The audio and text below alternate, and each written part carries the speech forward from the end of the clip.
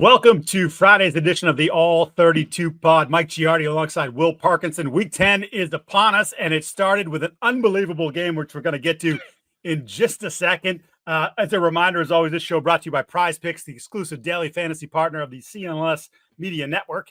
And Game Time, best tickets, best prices to get you into any event that you want to see. Will, I'm fired up because last night's game had so much happening for it. Baltimore wins 35-34. They improved to 7-3 on the year. Cincy falls to 4-6, and it comes down to a last-minute drive, a touchdown, and then Zach Taylor goes for two. We'll just start right there. Like the decision? Yeah, I like the decision because you just got to look at it. Ravens in the second half. The Ravens basically, after it was 21-7, and they punted. They punted with 4:11 remaining in the third quarter. It was 21-7, I believe. After that, touchdown. They weren't stopping a nosebleed, and they've done a good job this year at points with stopping the Ravens. I think this was very similar to the first game as well. The Bengals defense has been the issue all year, right? Remember the Commanders game, one that stands out probably the most, where I don't think the Bengals punted the entire game or whatever it was, and they still lose at home. Yeah. The Ravens game, obviously, put up 40. We've been through this road with the Bengals before, so they're going for it all night. Early on in the game, they ran a tight end QB sneak on their own 30-yard line in the first quarter or early second. So I like the decision for a couple of reasons. Very similar to what I felt with Tampa Bay and Kansas City on Monday night. It's not that I don't think these defenses could have gotten a stop. And again, it sucks. You both teams will end up losing, right? One went for two, one didn't. So it's, whoever supported which decision. The Bengals got shafted on the 2-point conversion heavily by the refs. So in a lot of ways, what they wanted to do worked, right? They would have had, gotten to redo it again.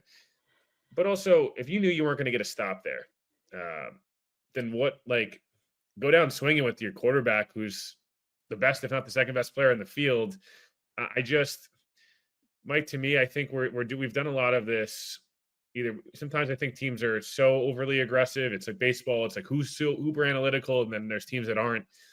The Bengals are very much. We've seen the Ravens do this. The Ravens have lost games under John Harbaugh and Lamar Jackson. I believe the Steelers game 2 or 3 years ago where they missed on a 2-point conversion in Pittsburgh, and it's like the Bengals season's kind of on the line here. And do you want to have it on the line with your defense on the field against the guy who's playing as good a football as anybody in the league? Or do you want to have the other guy who's probably playing better quarterback than anybody in the league with a shot on from the 2-yard line? And I don't want to think that all things are equal. Like the Bucs shouldn't have called a timeout. They should have gone for two. The Bengals, I thought, did what was best for this Cincinnati Bengals team. This is not the Bengals defense of 2, 3, 4 years ago. We've talked about it ad nauseum. So yeah, Mike, to me, you get 4 straight touchdowns. I'm not trusting you to not give up to go give up 3 against the kicker at home, who, while he's not the same guy, could still knock it in from 60 plus. Bengals made the right call. What an absolute blast of a game to watch last night. Yeah, I think I tweeted at the time, right decision, obviously wrong result. And I got some, you get whatever, it's the same thing. You get pushback from all sides, and it was like, no, you take the points there. But to your point, they just couldn't stop them. And it's been a huge issue for them all year long. And as much as I love Lou Anarumo, this is now year 2 of their defense going in the wrong direction. And, I thought he should have been a head coach 2 years ago after the kind of run they had. And you're seeing now sort of the erosion of talent. Some guys are I thought he was saying that Cardinals job that Jonathan Cannon did. Yeah, exactly. But other than Trey Hendrickson up front, they get no pressure. The corners are, they brought Geno Stone in. Geno Stone has the brain fart on the long touchdown to Wallace down the sideline. They have just had a lot of those things this year where they're not good enough, and they're not on their details on the field. And I think to that point, Joe Burrow, 428 yards, 4 touchdown passes, no interceptions. We're going to take our chance. He's our best player. You can't cover Chase. Actually, what was the interesting part to me is, and this would be my 1 second guess, is when they were, they ran the play and they took it down to the wire, and then they called the timeout and the 2-point conversion, recessed, came back out. When they were running the play to see what Baltimore was doing, they had Jamar Chase one-on-one on the backside, no safety help. And based on the performance that he had and the way he was eating on those guys, I'm going to take my shot that Joe's going to put it in the right place and Jamar's going to go get it. He calls the timeout, whatever. To your point, the referees, not only did they miss the Gesicki getting absolutely mugged at the goal line, blatant, like he's tackled, but then for the second time, I believe in the drive, Burrow takes a shot to the face mask. And I'm not one of these guys that believes quarterbacks shouldn't be hit, but like that's the rule. We saw it with Sam Darnold a couple weeks ago, the blatant face mask. No one wants more flags, but if those are the rules, right, it's got to be consistent. Joe's a superstar. I'm shocked he doesn't get that call. Well, don't get you like, I'm fine if you swallow the ticky-tack hold call, the defensive hold or whatever, legal contact or those sorts of things in those moments. But when we're talking about something that's that blatant where the hand goes right to the face, head gets twisted, helmet came up, like, dude, that's a blow to the freaking head. What are we doing?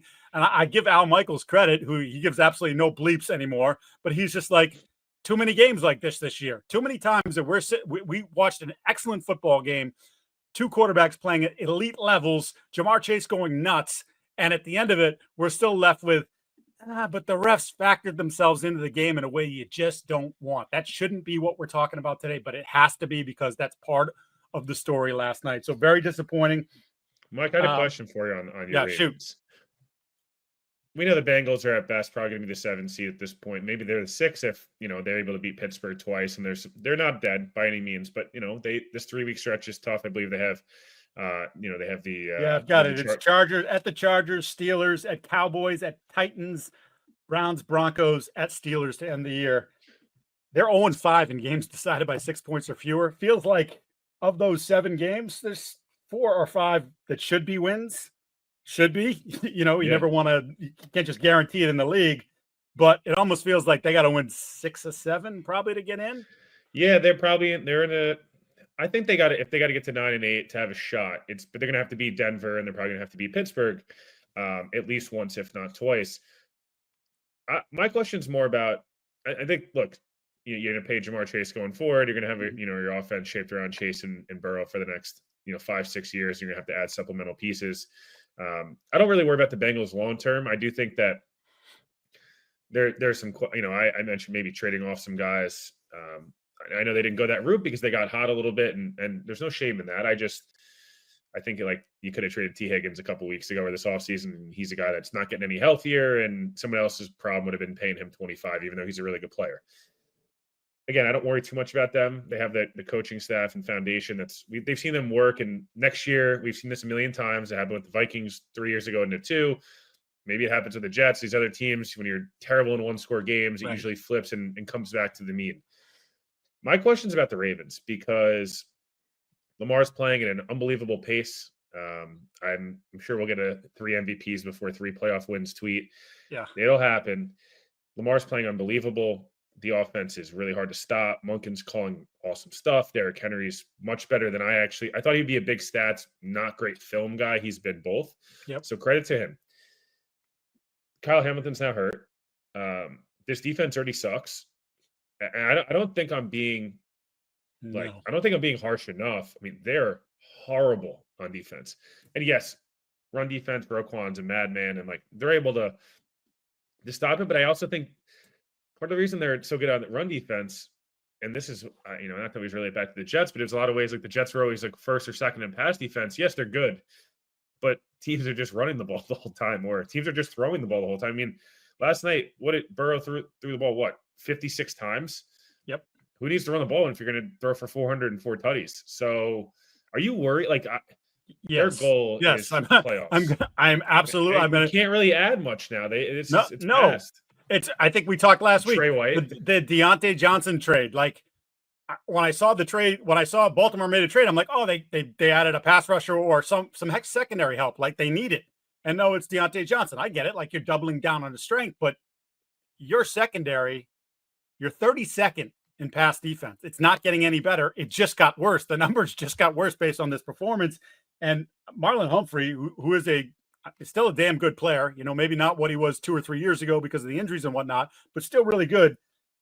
Quote last night, I don't think playing like this, we can go very far. And I think he's dead right. I don't know how they fix it at this point in the middle of November.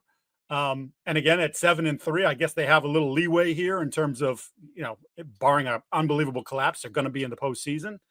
But Zach Orr, there was a shot of Dean Pease who they brought in as an advisor a few weeks ago. He's losing his mind up in the press box. Like, they're not very well connected in the back.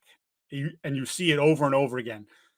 I think I brought this up. Mike McDonald had those guys playing last year so well that they were able to pass off routes seamlessly, and the guys were on it. And it just seems like there was a crossing pattern to Jamar Chase where you see Roquan pointing to it. The other linebacker doesn't take a piece of him. So now Roquan is stuck in between. Like, I got to keep my eyes on Lamar, but now I got Jamar crossing my face. Obviously, he runs well, but he doesn't run as well as Jamar Chase. Next thing you know, it's a 20-yard play down the sideline, and he's screaming and yelling. And I get it. Like, dude, we're not good enough to miss the small details. And when you got a guy crossing your face like that, you got to take a piece of him. You got to slow him down. They're not doing that.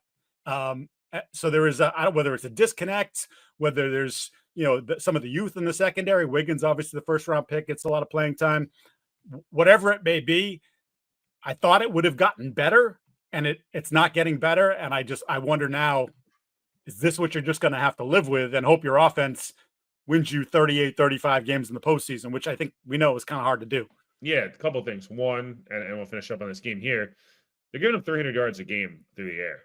I mean, this is not, and we're not talking about a league that throws the football well right now. Like, this is not, the Ravens have not played the Bengals 10 times. I mean, this is games against the Raiders and the Browns. And these, this is, they give up 73 yards a game, but again, 300 yards through the air, which is in some ways more devastating because it's all explosives. Like, that's the big problem is, like, you look at a lot of the Niners, the Jets, those type of defenses, the Seahawks, like, or not this year, but like that Seahawks cover 3, like, no explosives, let teams make mistakes.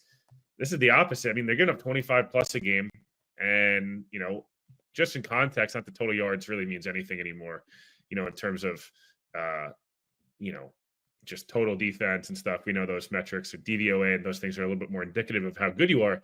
Yep. The Ravens have played one more game than the other three of the other 4 in the top 5. They are the worst yardage defense in the NFL. Okay. And passing wise, they're the worst yardage defense by 700 yards. I mean, this is not right. And again, this is like, we're talking really, it's Kirk said it last night on the broadcast, and shout out to him losing his puppy. Obviously, we're both dog people. I was kind of gut wrenching. But he was like, you just don't ever see such a disparity where it's like no one runs the ball on you. And I don't know. As good as Lamar has been, he's going to probably win the MVP. Burrow should be in the conversation. There's other guys, right? And Henry will be in the offensive player of the year. Like, all fair. I just really worry that a defense like Kansas City that can stifle Baltimore to an extent, a defense in Buffalo, honestly, we've seen as much of that game didn't go well for Buffalo. Like, we know that those two teams play again, and it'll probably be a much closer game. Even a Houston where, Houston can run the crap out of the football, and then CJ Stroud, when they're healthy, can throw the piss out of the football. Like, I just worry a little bit, Mike, that they didn't get it corrected enough. And the talent erosion mixed with mix of coordinators and all these things. It's a shame because this is, in my opinion, been Lamar's best year, even better than that first MVP. It'd be a really big shame if the defense is now the reason, for the first time in the playoffs, it'll be the defense's fault, not the offense. And maybe they get through it. I just doesn't feel that way right now. Just have my concerns that, like, as bad as even the Chiefs have played in a lot of ways, Spags will have enough to stop Lamar enough, and then they're not stopping a nosebleed. And if Kyle Hamilton misses any type of time, I don't know, man. Like, all due respect to Trey White, this isn't 2017. No. He's not. The Rams were like, someone else, please take him off our hands. Yes, we will give you the money. You just take him. Go. We'll pay his salary. We'll give you draft picks. Go away. Yes. Yeah. And Trey was a great player, obviously, but between the knee and the ACL, that's pretty hard to come back from. All right, let's move on to our next one, which I know has particular attention for you. The 3-6 Jets at the 5-4 Cardinals. The Cardinals are officially a frisky football team. This is not going to be an easy game for the Jets. No, not at all. The Cardinals are hot. They're at home. They're in first place. They're in a division where, Kyler's playing, I think, good football. I think he's much more of the player that we were kind of at least hoping post-contract he would be, in that, like, he's not elite, in my opinion. Maybe he has a great day on Sunday. I don't know. But he's a good quarterback, and in a market where there's just not a lot of good quarterbacks. And, like, when Kyler's engaged, he can still use his legs really well. It's nice to see. He obviously throws the football well. They've got some talent on the offensive side of the football. James Conner has been limited in practice all week, but what a signing that's been. I mean, no one pays running backs, and they didn't have to give up. I think it was like $6 or $7 million he gets paid. Yep. It's a good deal. He runs the football hard. Their offensive line's not great, but not bad. Like, they're just kind of, you can get pressure on them for sure. Like, I don't think the Jets are looking at Kelvin Beachum, who played for them, eons ago, man, like, Will McDonald's not going to – how are we going to get past him? But at the same time, they're playing – they're just doing a lot of things well as a group. And defensively, it's Budda Baker and then a lot of guys who are just like a lot of day 3 picks, a lot of the free agent signings that you maybe wouldn't know about. And they're playing decently as a group. They can be exposed. I mean, I'm not like overly impressed with their defense by any means, but they're playing well enough as a group to help them get by. And then, on Trey McBride, Marv, Michael Wilson, etc., like, they've got talent. This game to me is more about what Kyler do you get? Because Kyler has these moments where early on he just doesn't really look as engaged and he's not really willing to run. And you're like, okay, it's going to be one of those afternoons. Right. Or there's other times where San Fran, Miami games where, like, he's locked into it, man. And he wants to run the ball 15 times and 10, 15 times and get out in the pocket, these explosives. This game's going to come down to the Jets. And if the Jets beat themselves, it's been about that the entirety of the year. The Jets beat themselves against New England. They beat themselves against Buffalo and Denver and Pittsburgh and all these other places. And then there's other games where they haven't beaten themselves. And you look at Houston and then first New England game and things of that nature. We're like, oh, they're Tennessee where the other teams beat themselves and the Jets' talent overtook it. So the Jets team's been free and playing, practicing easy and life's all good. They've been off for 10 days. Yep. If they can stack a win here, and we've talked about it, it's all about stacking wins for this team to keep themselves relevant. If they win and Indianapolis loses on Sunday, both, the Jets are pick 'em now, and the Colts are obviously not, they're not favored against Buffalo. The Jets would be half a game out of a playoff spot after the 2 weeks ago, us talking after the New England game of like, are they going to blow this thing up? Right. That doesn't mean jack bleep, right? It'll be at the end of week 10, but it kind of at least gives you some hope. I think it's kind of where Cincinnati was at yesterday, where it's like, man, if we can steal one more of these games, look where the schedule opens up. This is probably the Jets' hardest game for a while until I think they play, I don't know, I guess maybe at Miami is the next hardest. They go, they're home Indy, bye, home Seattle on a 1:00 kickoff post Thanksgiving. We know how those things go. I just this game, Mike, it comes down to me of like, Rodgers just got 10 days off after finally starting. It looked like it clicked. Right. Is he Rodgers, the Thursday Night Football Rodgers we've seen, which is 6 touchdowns, no picks, and like 600 plus yards? Or is it the rest of the year, which has been a non-Thursday night game, just like, guess what, 10 touchdowns, 7 picks? He's fine. He's like probably average-ish quarterback, and then he's had moments. Is this going to be another moment? He's always played well in Arizona, all the epic playoff games, indoors, on grass. What kind of Jets team are we getting on Sunday afternoon? Yeah, I'm really interested in this one. You mentioned Kyler. He has been elite on the move, which, again, not surprising because he's an incredibly athletic quarterback. But they have the numbers to back this up, where this year averaging 8.1 yards per carry when forced out of the pocket or when he decides to go out of the pocket. He's third in completion percentage when on the move. 5 touchdowns, no picks, a passer rating of 134.9, which is number one. Again, how they measure the metrics of being outside the box and on the move. Guess who's forced the quarterback to get outside the box more than anyone other than one other team this year? That's the Jets. So if you're the Jets, rush lanes. Yes. It's critical. Patriots talk about it all the time about sort of building a cage, right? And when you're at your best against a mobile quarterback, you're trying to keep him in there. And let's not forget too, he's not a big dude. Like it's not only keeping him in there, but then when you keep him in there, it's hard for him to see, which is why I'm a heightest at the position, even though he's playing great. I loved how he's played this year. So discipline will be important for a Jets team that sometimes hasn't necessarily shown that. Yeah, that was the one thing last week against Houston. The one nitpick would be the rush lanes. They were so aggressive in getting after Stroud. And listen, if they hit sack Kyler 8 times and stuff, like they'll probably win the football game. Yes. They do. Reddick and McDonald, sometimes as good as they are, they do go kind of like little 2K Madden-ish. It's rogue. It's a little bit rogue. You're rogue. like, I got this guy. I can do this. And the next thing you know, there's this huge lane that you've opened up. And CJ's a good athlete. He's not Kyler athlete. It's just the whole system is rush the quarterback and stop the run on the way there.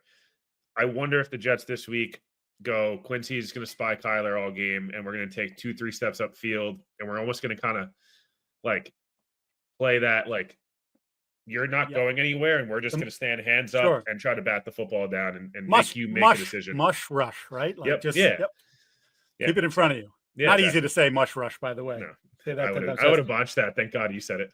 My last question for you, and we're taping this on early afternoon on Friday. Offensive line health issues, is that a concern here going into Sunday's game? It's a huge concern. It's not a huge concern. Maybe it's a concern this week. It's not as big of a concern for me this week as it is. Like, can they escape these 2 games? Kind of a little bit of patchwork offensive line Tetris. Will Olu Fashanu get his, I believe it's 3rd start, first start at right guard in his football playing career. Max Mitchell, right tackle coming out of college, has played some left tackle, right guard, left guard. Does he start? AVT was away from practice yesterday, is practicing today, and apparently moving well. Could he trend in the right direction, or do they give him one more week? Jake Hansen had a hamstring. John Simpson looks like he's probably the most likely to go with the groin. That dude's a tough mother effer. And we don't talk about Morgan Moses a lot on this podcast, and why would be? He's a above average right tackle who's in his 30s. But he is playing on a grade 2 MCL sprain, knee fracture, and some other 800 different injuries. He's like, he sleeps in the hyperbaric chamber every night. This is a guy that's not getting paid LeBron money. So I don't think, whatever. But I'm not overly concerned, but I am, you'd like to have your guys. And I just wonder if they'll try to say, let's get through this week. If we can, we have 7 more days to get AVT and Simpson and those guys ready with the bye week coming up here in 2 weeks. Got to get to 5 and 6. So you can't look too far into the future here with the rest of the season. Yeah, in theory, because of the Cardinal defense and their lack of people on the defensive line, you should be able to get by with a patchwork. But again, we've seen crazy things happen before. And to your point, it's that they got to stack some wins here if they want to see the postseason. Let's hear from one of our sponsors, Prize Picks, which is absolutely fantastic. It's funny because I was just as we've done this, I've got my 4 picks ready for you people. We'll drop those at the end of the program. Prize Picks is the best place to get real money sports action. With over 10 million members and billions of dollars in award winnings, Prize Picks has made daily fantasy sports accessible to all. You just pick more or less on at least 2 players and up to 6 to win 100 times your cash. Absolutely fantastic. If you're feeling this week like Rodgers is going to throw for 300 yards for the first time in like 30 games, more or less, you go more. Whatever if you don't think they can keep Kyler Murray in there, what are the numbers on Murray? More rushing yards. Those are the things that you can do. Or if you're confident that they'll be able to keep him in the pocket, then you take the less. Download the app today. Use code CLNS to get $50 instantly after you play your first $5 lineup. Again, you don't have to win the $5 to get the $50 if you use the code. So download the app, use code CLNS to get $50 instantly. Prize Picks, run your game. Now let's get to a game that I don't, quite frankly, want to spend a lot of time on because 2 teams that aren't very good. The 2-7 Patriots visit the 4-4 Chicago Bears. The Bears had a moment a few weeks ago. That moment has long since gone. They are having questions in the locker room. DJ Moore asked if Matt Eberflus still had the room, and he said, I want to say yes. I want to say yes. So what you're saying is there are guys in there who say no. First question, is Eberflus get fired if the Patriots go to Chicago and beat the Bears? I'm going to say no, and I'm going to say no for this reason. I think this feels like the Bears have been patient, and now is going to not be they don't feel like I think there's pressure to win because it's Chicago. There's always pressure to win. And maybe I'm wrong here, but this just feels like they're going to ride this out. They're going to go into the offseason and say, unless they turn it around here, right, and they get in the playoffs, they're going to say, Matt, thank you. You got us through some tough times. You got this defense up to snuff, but, maybe you'll get a defensive coordinator job, in the next 6 weeks here. We're going to go after Ben Johnson with $25 million a year, and we're going to take him from the Lions, and he's going to be run with Caleb, and this is going to be our thing. Whether that actually happens or not, who knows? Maybe it's a Liam Cohen or whoever it may be. But this feels like they should have fired him last year. Yes, very similar. He saved his job with a good second half. Yep. Yeah. So did Adam Gase in year one with the Jets. Yes. But beating Mason Rudolph 13-10 should not save your job. But regardless, that's what I think will end up happening. I think what people will view this and say the 0-18 stat. We didn't talk enough about it on Monday because there's other stuff going on. 0-18 on Sunday road games in your career is insanity. I don't know how that's even a possible stat. You think you just stumble into one? Yeah, they tried to stumble into one in Washington, and they gave up a 60-yard Hail Mary that didn't even reach the goal line. Look, this game is. I'm very curious from a Patriots perspective. Just this is the second time now. We talked about how they handle success. How do they handle that kind of gut wrenching? Damn, we played well enough to win this football game, and we felt good about ourselves.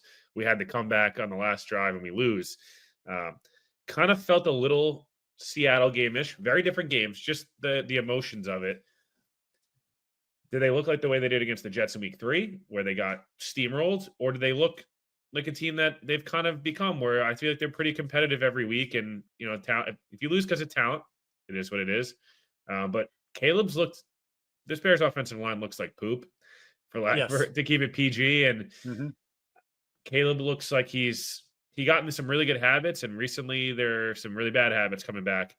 The Patriots could win this game. Whether they do, we'll see. But the Bears have done well, I feel like, in that beat up on the not so good teams. But this is again, look competitive. It'd be nice for Patriots fans if they see them. Drake may look better than Caleb, but the Bears cannot afford to lose this one. I mean, they want any shot at making the playoffs. They got 5 of the 6 division games coming up, if I'm not mistaken, or all 6. It's one of the 2. And them in Pittsburgh have the weirdest schedules I've ever seen. I think they only play division games to finish the year. But I'd fire Eberflus tomorrow. But I don't run the Bears, and we do the All 32 podcast, so they don't want my opinion, unfortunately. So I think Chicago's got to look at this like Tennessee did. The Patriots are your chance to be the get-right game. And Tennessee was playing horrible football, playing worse football than the Patriots. Obviously, the Patriots come off a win against the Jets. And then we didn't talk about this enough. In the Tennessee game, the Patriots came out flat. You're not good enough to come out with no energy. Mason Rudolph holds the ball for 9 minutes. They go down the field and score. It's like, what is happening? What is happening? Doing? Where's the urgency? This is a chance to stack. And obviously Drake did his best to bring them back into the game. And he's the only reason really they were in the game at the end. And then of course the interception seals it for Tennessee.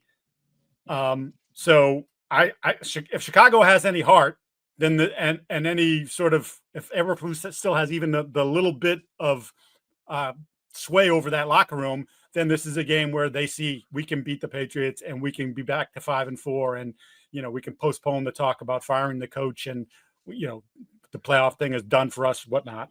Mike, I have a question for you quickly. Yeah.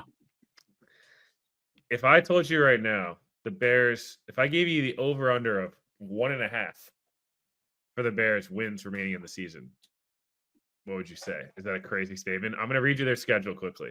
Yes. Patriots at home, Green Bay, Minnesota, at Detroit, at San Fran, at Minnesota, home Detroit, Seattle, at Green Bay.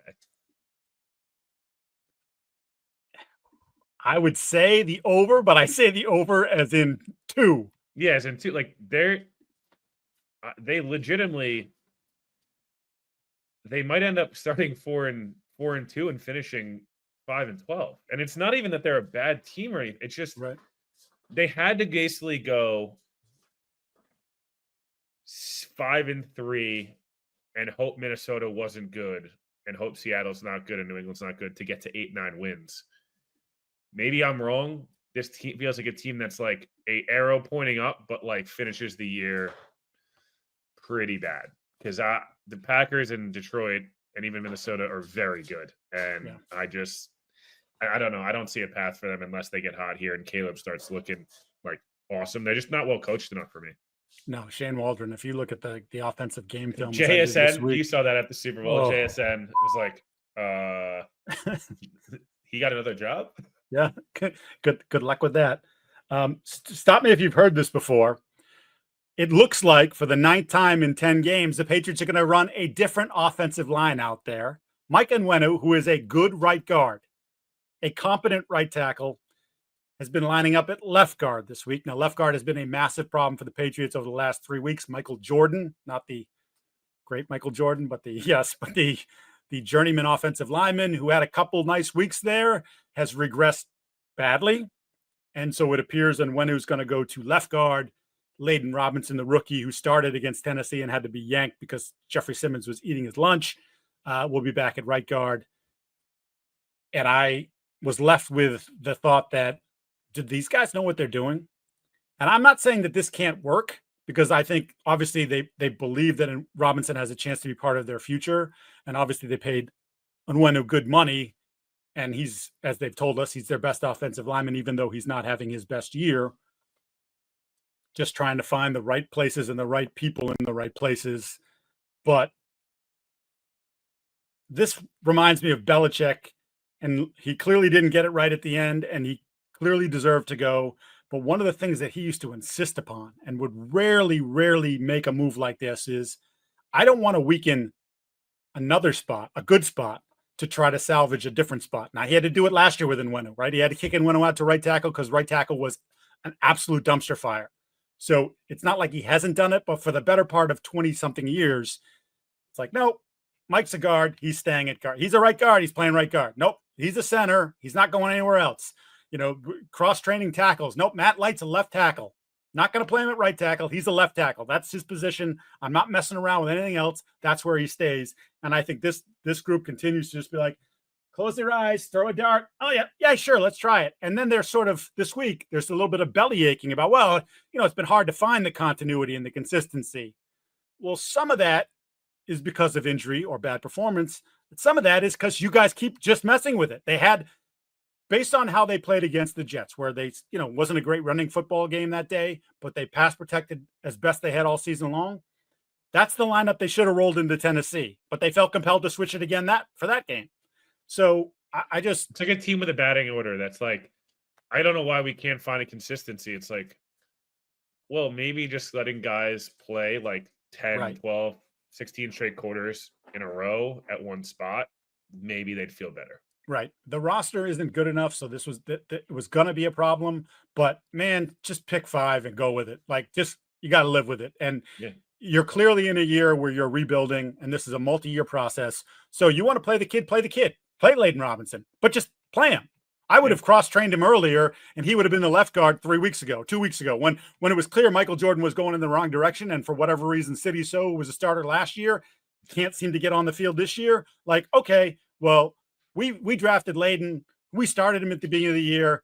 Layden, you're going to have to work at left guard because we got no other option. But I'm not moving Mike. I'm not moving Mike. Leave him at right guard. That's his best position. Leave the guy at his best position. He's the one guy you should never move. No, bingo. Just don't do it. So, very confusing to me. This staff has to show me a lot over the final 8 games of the season. And I hear all the excuses about the injuries and the roster construction. And look, some of that's not their fault. Obviously, Bill dismantled the roster. The roster was a mess. They inherited a mess. But they're sitting on $40 million worth of cap that they didn't spend. They re-signed a bunch of guys from a 4-13 team, calling them the core of their team. I didn't love that at the time. I said it. I wrote it. I got people yelled at me. Well, what do you want them to do? I'm like, find some different guys. That's what I want you to do. You don't bring them all back. Even when you're good, you don't bring them all back. When you're bad, you definitely don't bring them all back. That's where they are. That's in part why they're a 2-7 football team. And as I've said before, I'm not willing to write off the coaching staff. But to this point, none of them, OC, DC, Mayo, have proven that they can do the job. period, end of story. Let's go to, I think, other than the game we saw last night, conceivably the best game on the schedule, the 7-2 Commanders hosting the 6-2 Steelers. You were talking about the weird schedule, and they dug up this note. Pittsburgh will face a divisional opponent or a team with a winning record, at least as of right now, in each of their final 9 games. So it's been great. They've been better than expected, but now they're going to face the iron of their schedule, and we'll see if they're capable. I guess my question to you is, it's only a 2-game sample size. I know we both don't love Russell Wilson, but has Russell Wilson done enough to make you believe that they're going to be a playoff team and that he's unlocked some things offensively that they haven't been able to unlock for a couple of years now? Yeah, I think they'll be a playoff team because they've got some tiebreakers over teams that they could be competing with. Again, we'll see on the Cincinnati aspect. They obviously beat the Jets. That's a game that the Jets will be kicking themselves, at the end of the year, that Denver. My things with Pittsburgh is like, this kind of felt like an 8-9, 9-8 team going into the year. And I kind of still feel like maybe it's where they end up. I think they probably end up in the playoffs. And look, Russ does some things that I think still translate, and Pickens is a great fit for him because he likes to throw the football up, and Mike Williams, who can't really move right now, but eventually maybe he gets healthy later on in the year in the last down the stretch, and maybe he can be an asset for them. I don't know if I would have given up a 5th and paid the salary, but to me, this game is like Washington just has to keep pace right now because Philly's starting to look like Philly, and Dallas is the last. If you haven't been paying attention, the last month of Philly football has been their best since the Super Bowl season. They feel like they're figuring things out. Like they're back, and so if you're Washington, it would be a non-conference loss, but you got Philly, in a week on Thursday Night Football on the road. And that's why if you're Pittsburgh, I feel like you're coming in here going, hey, it probably will feel like a 50-50 crowd for us. Can we steal one here with Washington looking ahead? And I don't know that Washington will be looking ahead. It's a young team that, like, they have some veterans, obviously, but they're playing well. I don't know defensively. Like, I don't think this is a huge challenge for Russ. He's got to not turn the football over. That'll be big, but they should be able to run the football decently and keep this low scoring and play some good defense. And you want to get after Jaden and stuff like that. But if you're Washington, this game and the 2 Eagles games is kind of sandwiched between 3 cupcakes. So you're going, hey, can we steal one of these 2 and put ourselves at 8 wins already, knowing we got Dallas at home, Tennessee at home, New Orleans, Dallas again. Like, those are 4 wins. We feel like that's 11 wins right there. And I don't know, they might be a 13-win team. Like, they really might be. And Philly might also. So, I'm excited for this game. I don't think it'll be like beautiful by any means. Right. Beautiful. It won't be the beautiful game, but Pittsburgh doesn't play the beautiful game. No, but if you're any team in the AFC, you're a huge Washington fan. No matter if you're a Ravens fan, Bengals, Jets, Colts, whatever it is, Broncos, like you're heavy on the Jaden Daniels train. Yes. And it just would be another marker for me for Washington to say, hey, this isn't a fluke. We're serious. It's another team with a winning record coming in here, and getting the energy and excitement around the Commanders. The Commanders for now, on them. And again, if you're Pittsburgh, hey, kind of a house money game a little bit before you go to division play. But the way Baltimore is playing, at least offensively, knowing you got that whole division basically gauntlet coming up and the winning record stuff, like, I'd feel pretty pressed to try to go steal one here in Washington, who's a good team. I'm not sure they're a 7-2 team, but they're a good team that I think both teams feel like they could win this football game. Point blank. I wanted to just quickly, Russell Wilson, 264 yards and then 278 yards passing in his 2 starts, 3 touchdowns, no picks, 5 yards per attempt, which kind of speaks to the George Pickens and being able to, the moon balls pushing it down the field. I wanted to read you a quote from Terry McLaurin this week, who was asked if this is is it different? You feel different? And obviously the vibe has clearly been different in Washington between Jaden and then obviously Dan Quinn and just the whole thing, the ownership change, everything that's happened in the last year plus. And this is the piece of the quote I wanted to pull off Twitter. McLaurin said, practice during the week doesn't feel like work. I've been in situations where the week can feel like such a grind, and it's very tough on you mentally and physically. We get our work in here, but at the same time, there's such a purpose in the way we practice. I feel like we're always prepared for what's to come. And even when the defense does something or the offense does something a little different, our competitiveness and the way we're being trained each and every day allows us to rise to the occasion and be ready for whatever comes on Sunday. This is a team, and especially for the veterans like McLaurin, that has been desperate to find success. And now that they're feeling it, there's this unbelievable sense of joy and of confidence. There's a belief that continues to get stacked week after week after week. And to your point, they're not a great team. The roster needs more work. They signed a lot of sort of veteran stopgap types, good players, not They great had to players. spend the Right. money. Which the reverse of what the Patriots did, right? They went out and got some culture guys who, did we overpay Tyler Biadasz? Yes, we did, but he's a good player for now, and we know what he's going to, Quinn, having been around him in Dallas, we know what he's going to bring in the locker room. Dorrance Armstrong, that whole sort of thing. Bobby Wagner. But yeah, right. And he's not even the same. No shade. I'm just saying the tape the last 2 years has been right. He's not even close to the guy, but there is a presence about him, an understanding of what they need to do defensively. Whether he can execute it himself is another story. Mike, you've been around teams here for a long time. Don't you feel like when you do sign these guys, and you've been around, don't you feel like them winning early on has kept them engaged, and it's not just a paycheck right now? Like the Eckler, Wagner, Ertz of the world, a lot of these guys won titles, and they've been on. Like, don't you feel like it's like gives you life? Yeah, because they didn't sign there. You can't tell me that Eckler, Ertz, those guys signed there and thought, "Oh, we're going to be good this year." No, paycheck and start. This is the best money that's out there, or this is a starting opportunity, and maybe I can parlay it into one more decent contract, even if it's for a year at their ages. Yeah. And instead, you start to win early. You realize that the quarterback he's been pretty special so far, and it's like this whole energy shift. They're banging out the building now. Like that place, I've been to that place. It was 3 years ago, I think. $3 tickets. Commanders, where it was half full, and it was of the half that was there, 75% were Patriots fans. Easy shuttle trip, big bam, boom, you're in, you're out. You got to see your team win by 3 touchdowns. Like that's sort of what it's been like. And now they're talking this week about defending their field. The terrible towels are going to no, we got to show them that it's our place. This is our team. We're better than you. It's going to be hard to play here. And it hasn't been for years. So yeah, there's a whole different vibe to it. And it's kind of what's awesome about sports, right? There's a belief there that maybe shouldn't exist, or they're not good enough to have it, but they have it and they're getting the results, which only lets the belief grow. Coach says this, I'm going to do what coach says because it's working, right? He's doing this. I'll do it. You know what? I'll spend an extra hour studying film. Yeah. Because we could have a home playoff game.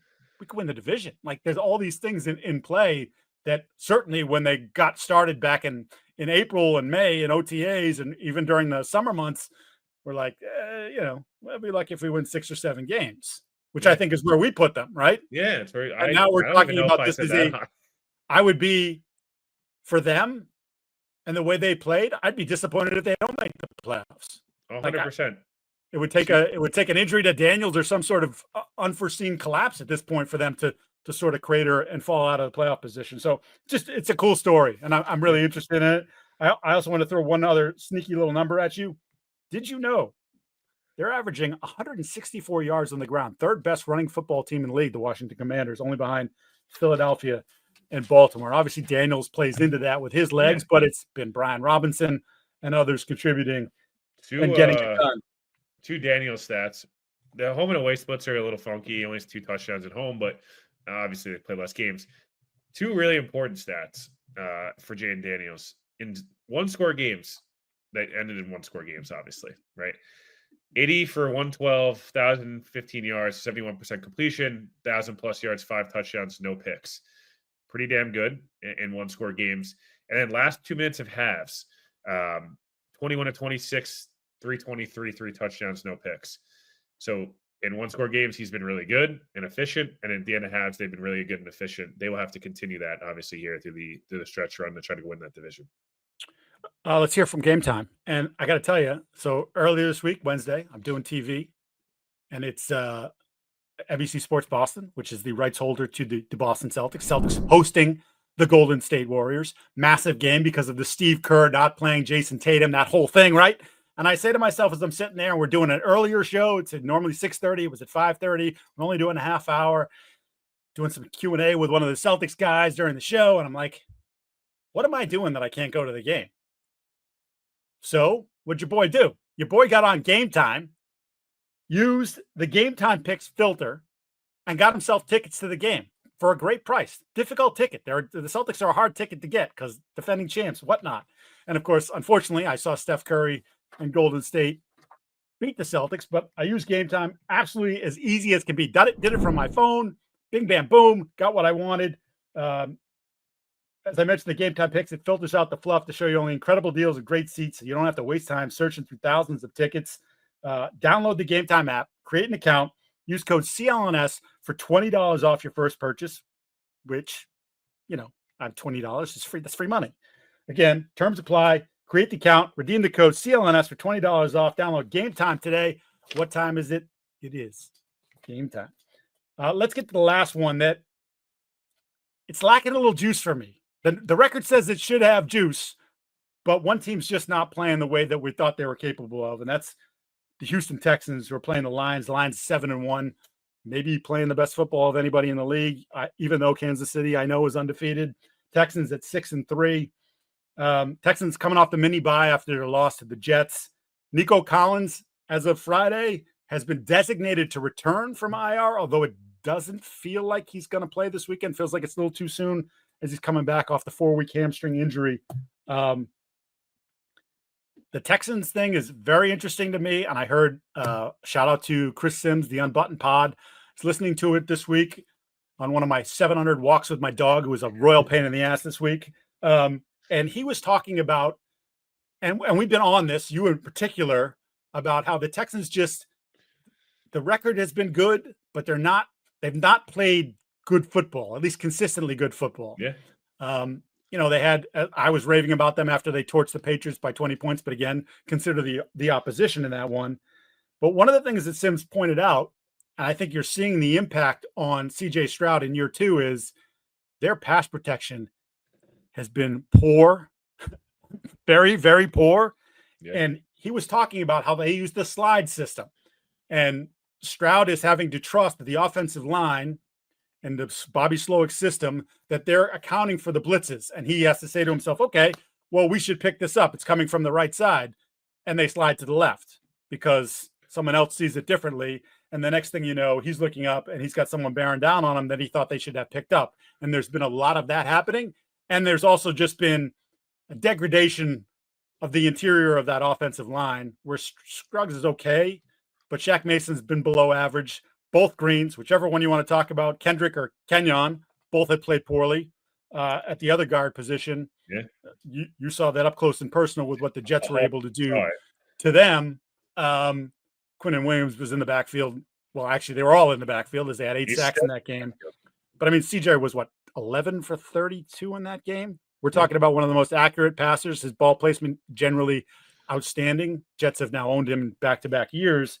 But I just wonder, and we've been on the Slowick thing, if teams have caught up to them, and now because of the way they're deciding to block it up front, and then some of the personnel they have up front, that this has become their sort of, much like we talk about the Ravens, this could be the fatal flaw for this football team. Yeah. If you look at the Texans' schedule, this is very – people think I'm being a loser for this. I wouldn't rush Nico Collins back this weekend. It's a non-conference game. It is a game that you cannot afford not to have Nico Collins, especially now without no Diggs for the rest of the year. Without now no Diggs. That was horrible English. But then after this game, they go to Dallas. No Dak Prescott. They should steamroll that. Everyone should steamroll Dallas at this point. Tennessee, Jacksonville, Miami.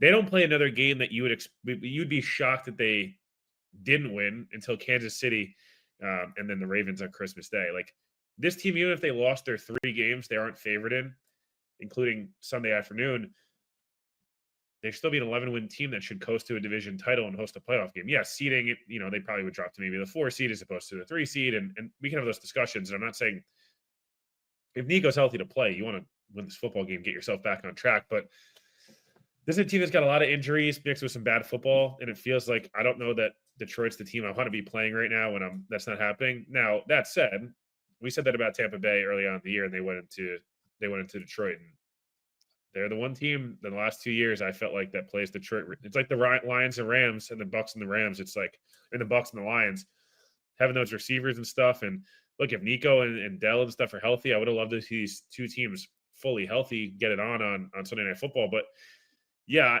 this feels like the Texans got to be better. I don't need them to win this game. I need them to look like a 10 to 12 win football team, not a 6 or 7 win football team. And if you're Detroit, back inside, they get out of the elements. I do wonder about the Stroud protection stuff. Chris did go to a level that I don't know. I have no idea if it's true or not, that they don't teach CJ protections. DJ Bianime, who covers the Texans, said that's not true. Even still, if protections are at all an issue and you're playing poorly on the offensive side of the football, it's going to be a huge issue. I just want to see the Texans look like a team that should be a double-digit playoff team. I just don't feel like all year we've got. Now we get it in spurts and these moments, but remember, this is a team last year, I believe, if I'm not mistaken, had no it was like outside of their scheduled primetime game, they were a 1 o'clock window, usually the C, D level, it was the Spiro Adidas Adam Marcelletta game. They're on primetime a lot. Last week, this week, they were the CBS main 1 o'clock game. They were the CBS main, it's a much different schedule. And they've got the same record, but they don't look as good. And yeah, to me, for Detroit, this is house money. It's like, hey, if we want to go on the road and, national television again and go beat up a team that people think is really good, it's good for us. But, let's just extend our lead. And if you're Houston again, you don't need this one, but you need to look like the Houston Texans, not like, a couple years ago Houston Texans. We thought those were far gone. Yeah, if there's another 11 for 32 and 8 sacks, press the panic button, because that's Kenyon Drew's buddy. It might be time to put the fries in the bag. Yeah, last week was tough. That was incredibly tough, and it was a first round pick, right? And just not getting that level of play from him. I wanted to give you a little number, interesting one. Jared Goff targeting Amon-Ra St. Brown since week 3, 30 targets, 30 catches.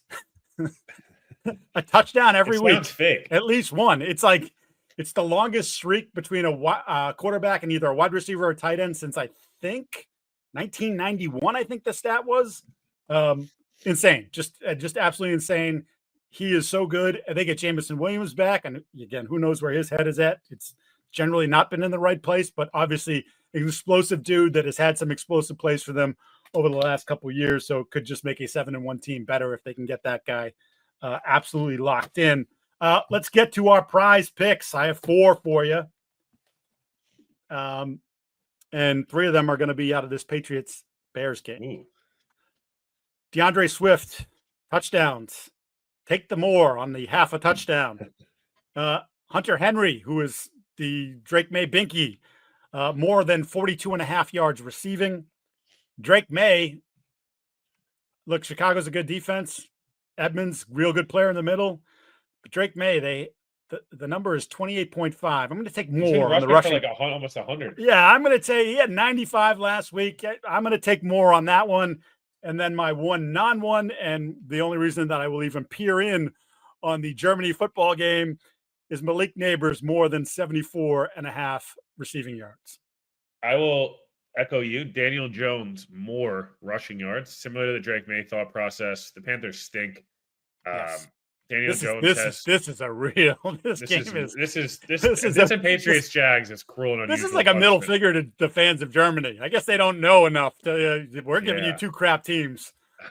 More on Daniel Jones rushing yards. This guy's playing for his job. week in, week out. Now, if they don't win, he's going to have to run the football. That's how he was successful and got paid years ago. Excuse me. Sorry about that. I'll go 2 here, both from the Rams game. Rams at Miami, or home against Miami. I'm going to go Kyron Williams more, 2.5 catches. And I want to go Kyron Williams more in terms of rushing yards. I'm doing that because I feel like in order to beat Miami right now, you got to just the easiest way to beat them is keep the football out of that offense's hands and just wear them down on defense. They're a team that I think if you get up on early, it could get late quickly. So I would go more pretty much on anything Kyron Williams related. I'm also going to go one last rogue one here. I've gone to this well before, so I'll go to it. I'll throw one Jets one in here. Devontae Adams more in terms of receptions. I think we saw something click last week in the second half, and I can see Rodgers really leaning on Tay, and it seems like there was some type of meeting with Chris Johnson, or I don't know, some type of meeting about, hey, next year and stuff. It seems like Devontae's really enjoying being here. I'd expect a heavy dose of Devontae Adams in Arizona on Sunday. All right, I like it. Those are your prize picks. He is Will Parkinson. I'm Mike Giardi. Reminder to like, subscribe, rate, review the All 32 pod so we can keep this thing going in the right direction. Have a fantastic weekend, and we will see you on Monday as we recap what hopefully turns out to be a better games than it looks like there is on paper. All right, Will. We'll see you.